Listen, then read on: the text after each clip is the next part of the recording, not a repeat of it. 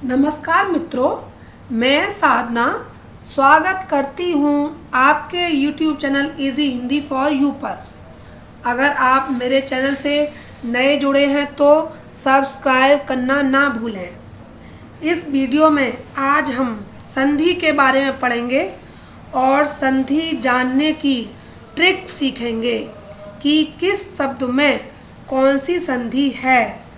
इस वीडियो को देखने के बाद आप शब्द को देखते ही संधि पहचानने लग जाओगे और एग्ज़ाम में संधि का कोई प्रश्न गलत नहीं होगा। इस वीडियो को लास्ट तक ज़रूर देखें। तो चलते हैं, स्टार्ट करते हैं। संधि। संधि का अर्थ है मेल। दो शब्दों के पास पास के वर्णों में जब मेल हो जाता है तब मेल होने से जो परिवर्तन होता है वह संधि कहलाता है।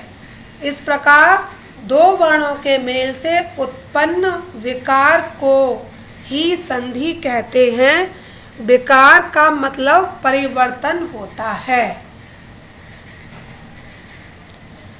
संधि विच्छेद। संधि का अर्थ है मिलना, विच्छेद का अर्थ है अलग होना। दो वर्णों के मेल से बने नए शब्द को वापस पहले वाली स्थिति में लाना संधि विच्छेद कहलाता है। जैसे पुस्तकालय। पुस्तकालय एक शब्द है, इसको विच्छेद करने पर इसके दो पार्ट हो गए, पुस्तक प्लस आलय, यानी कि दोनों शब्दों का अलग अलग अर्थ भी है। पुस्तक मीन्स बुक जो हम पढ़ते हैं, आलय मतलब घर। पुस्तक आलय का मतलब हो गया पुस्तकों का घर। तो यहाँ पर पुस्तक का जो लास्ट वर्ड है क में आ है और आलय का सेकंड जो वर्ड है उसका प्रथम वर्ण है आ। तो क और आ, का आ और आ दोनों ने मिलकर बना लिया आ, तो हमारा शब्द बन गया पुस्तकालय। तो विच्छेद जब कर लिया तो हो गया पुस्तक प्लस आलय।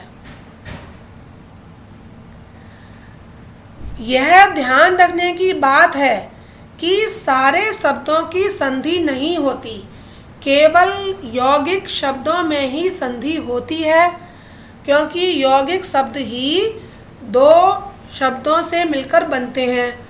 तो जब दो शब्द मिलेंगे तभी उनमें संधि होगी।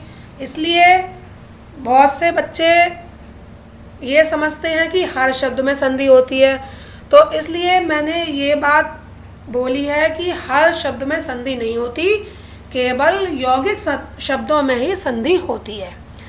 प्रथम शब्द का अंतिम वर्ण तथा द्वितीय शब्द का प्रथम वर्ण मिलकर संधि करते हैं।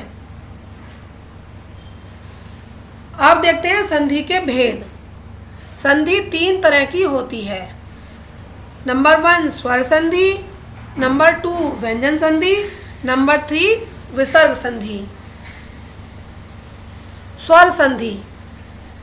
स्वर संधि के बारे में पढ़ते हैं। स्वर वर्ण के साथ स्वर वर्ण के मेल से जो परिवर्तन उत्पन्न होता है उसे स्वर संधि कहते हैं। यानी कि इसमें प्रथम शब्द का जो लास्ट वर्ण है और द्वितीय शब्द का जो प्रथम वर्ण है वो दोनों स्वर ही होंगे, तभी स्वर संधि होती है। स्वर संधि के भेद। स्वर संधि 5 तरह की होती है। नंबर 1 दीर्घ संधि, नंबर 2 गुण संधि, नंबर 3 वृद्धि संधि, नंबर 4 यण संधि, नंबर 5 अयादि संधि।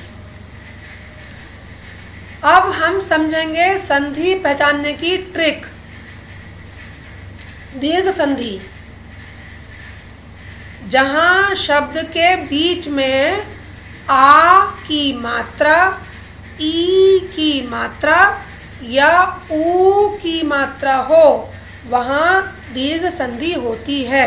जैसे समय अनुसार, तो आपने यहाँ देखा या, बीच में देखना है सम या, तो आ की मात्रा आ गई तो यहाँ पर दीर्घ संधि हो गई।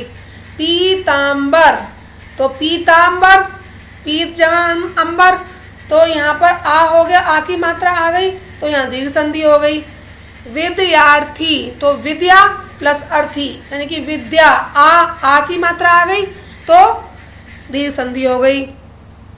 रविंद्र, रविंद्र में रवि, तो वी में बड़ी ई की मात्रा आ गई तो यहाँ पर दीर्घ संधि हो गई। सतीश, सतीश में ता पे बड़ी की मात्रा आ गई तो यहाँ दीर्घ संधि हो गई। रजनीश, तो यहाँ देख रहे हैं आप ना पे बड़ी की मात्रा है तो दीर्घ संधि तुरंत। भानुदय, तो ना पे बड़े ऊ की मात्रा है तो यहाँ पे दीर्घ संधि तुरंत पहचान लीजिए। सिंदूरमी, तो धा पे बड़े ऊ की मात्रा है तो यहाँ पर दीर्घ संधि हो गई। भानुर्जा, बड़े ऊ की मात्रा ना पर है तो यहाँ पर दीर्घ संधि हो गई। गुरूपदेश, गुरूपदेश में भी रा पे बड़ी ऊ की मात्रा है तो यहाँ पर दीर्घ संधि हो गई। तो आपने देखा कितनी जल्दी आप सीख गए कि जहाँ पर आ ई ऊ की मात्रा शब्द के बीच में हो तो वहाँ पर दीर्घ संधि ही होती है। नेक्स्ट है गुण संधि। गुण संधि के बारे में देखिए, जहाँ शब्द के बीच में ए की मात्रा हो, ओ की मात्रा हो या अर हो वहाँ गुण संधि होती है। जैसे परमेश्वर, तो यहाँ आप ए की मात्रा देख रहे हैं। नरेश, तो यहाँ आपने ए की मात्रा देख रहे हैं। स्वेच्छा, स्वेच्छा में भी ए की मात्रा है। परोपकार, परोपकार में ओ की मात्रा है। महोत्सव, महोत्सव में ओ की मात्रा है। लोकोक्ति, तो यहाँ देख रहे हैं बीच में ओ की मात्रा है। लोक प्लस उक्ति, तो लोकोक्ति ओ की मात्रा हो गई तो गुण संधि। सप्तर्षि, तो यहाँ पर सप्त ऋषि, तो हम जब बोलते हैं तो सप्तर्षि आ गया तो अर आ गया तो सप्तर्षि हो गया। इसी प्रकार महर्षि, महा प्लस ऋषि, तो अर आ गया महर्षि तो यहाँ पर गुण संधि हो गई। तो देखा ना, आप सब समझ गए ना कि तीन चीजें देखनी है सिर्फ, ओ ए की मात्रा, ओ की मात्रा और अर।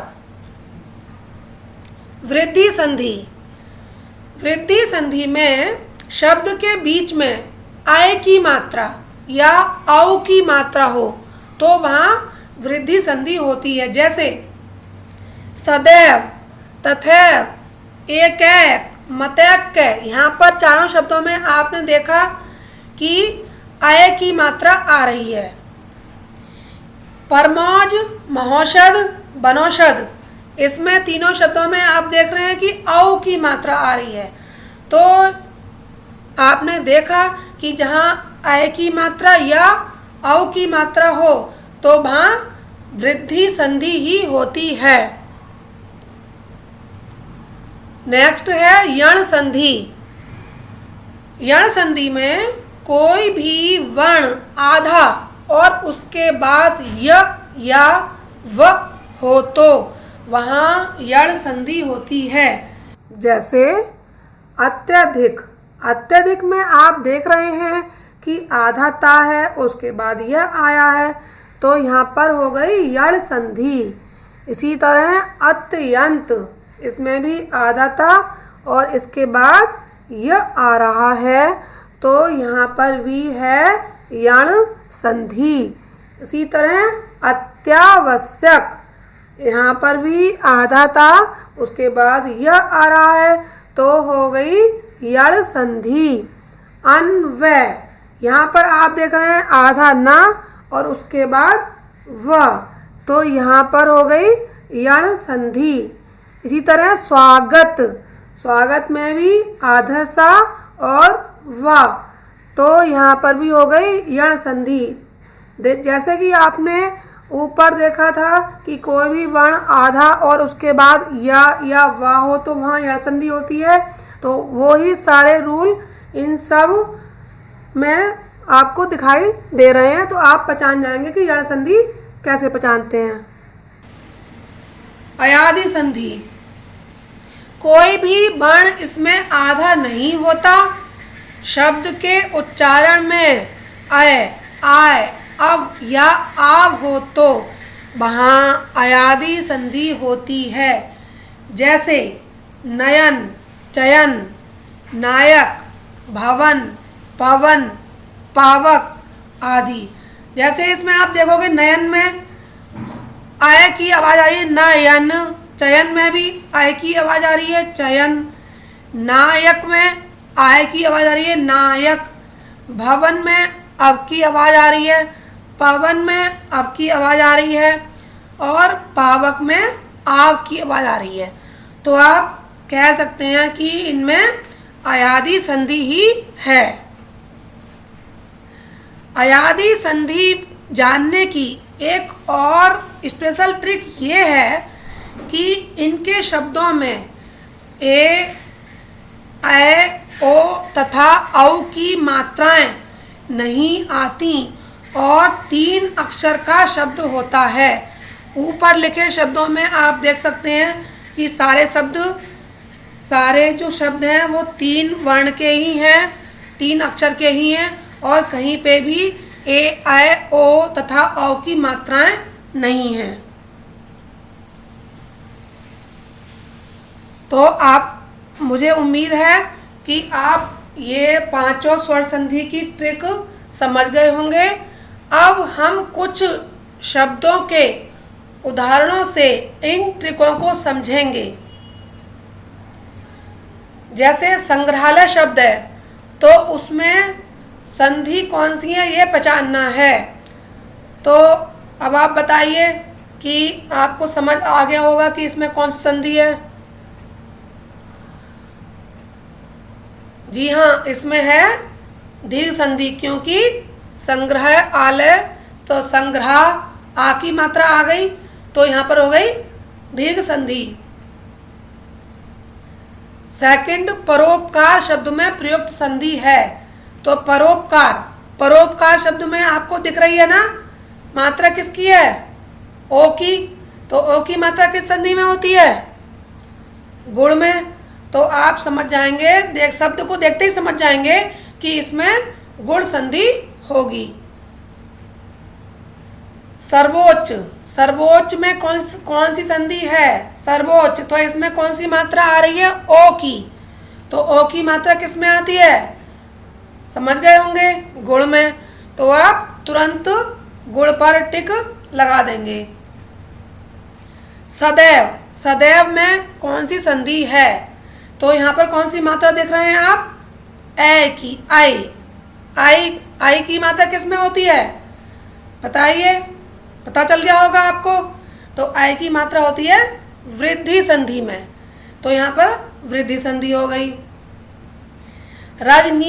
रजनीश में कौन सी संधि है। तो रजनीश शब्द में मात्रा आप देख रहे हैं नी में कौन सी मात्रा है, बड़ी ई की। तो बड़ी की मात्रा किस में आती है बताइए, दीर्घ में। तो इसका आंसर हो गया दीर्घ। गुरु उपदेश में कौन सी संधि है। गुरु उपदेश यानी कि बड़े ऊ की मात्रा। बड़े ऊ की मात्रा किस में आ गई, गुरु। बड़े ऊ की मात्रा किस में आती है बताइए, बड़े ऊ की मात्रा आती है दीर्घ संधि में। दीर्घ संधि में 3 मात्राओं का ध्यान रखना है, आ, ई, उ।